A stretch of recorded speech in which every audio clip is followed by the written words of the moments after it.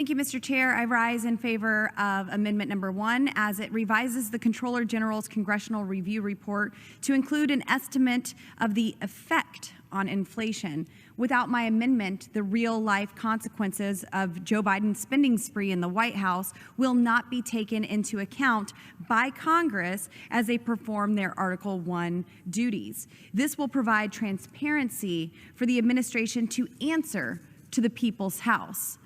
The GOP majority has been empowered to hold the Biden administration accountable and demand transparency by revealing just how much Biden's executive orders are costing American families and small businesses. Coloradans are struggling right now as they deal with the disastrous effects of Joe Biden's destructive economic policies.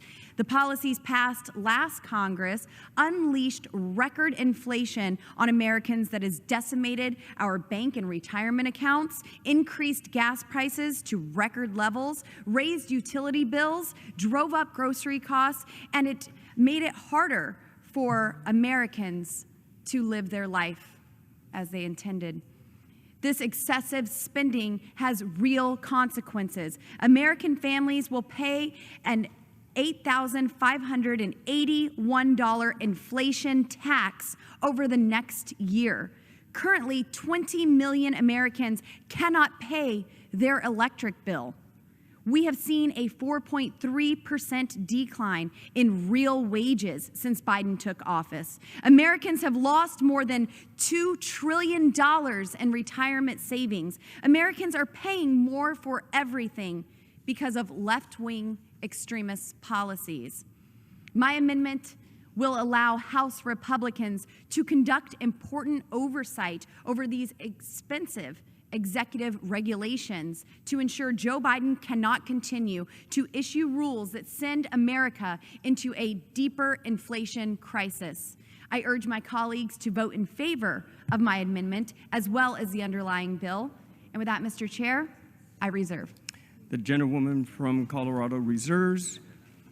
For what purpose does the gentleman from New York wish to seek recognition? Mr. Chairman, I claim the time in opposition. The gentleman is recognized for 5 minutes. Thank you, Mr. Chairman. Mr. Chairman, this amendment requires the Comptroller General to include an estimate of a rule's effect on inflation in the Congressional Review Report. I oppose this amendment because it requires an estimate of a rule's effect on inflation, which would require the Comptroller General to speculate, based on limited evidence, how rules that likely have little to do with the economy would affect inflation. The GAO has already reported to Congress that they would be unable to assess a rule's impact on the economy with the limited information available. And in any case, the 15 days provided for major rule reports do not allow for the GAO to make a determination on a rule's effect, even if they had the necessary information.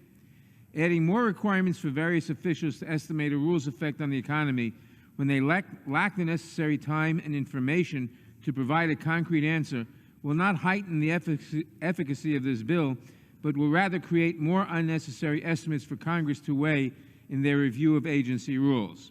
In addition, the Nonpartisan Congressional Research Service has previously noted that estimating the total cost of regulations is inherently difficult and that such estimates of the cost of regulation should be viewed with a great deal of caution. Like the OMB, CRS has noted that there are significant methodological challenges to estimating and aggregating the total costs and benefits of rules.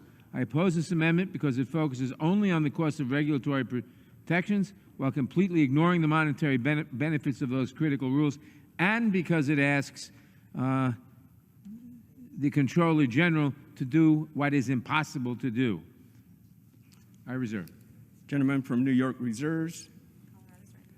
Gentlewoman from Colorado is recognized. Thank you, Mr. Chair. I think it's perfectly reasonable to have a report that looks into the spending that has been taking place for the past 2 years and beyond. But this inflation is impacting millions of Americans across our nation. As I stated, American families will pay $8,581 in an inflation tax we should be looking into the impacts of the spending that is taking place in Washington, D.C.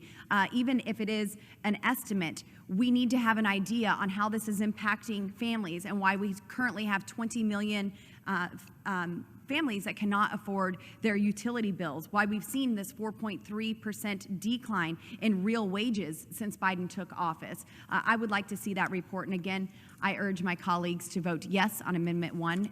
And Mr. Chair, I yield.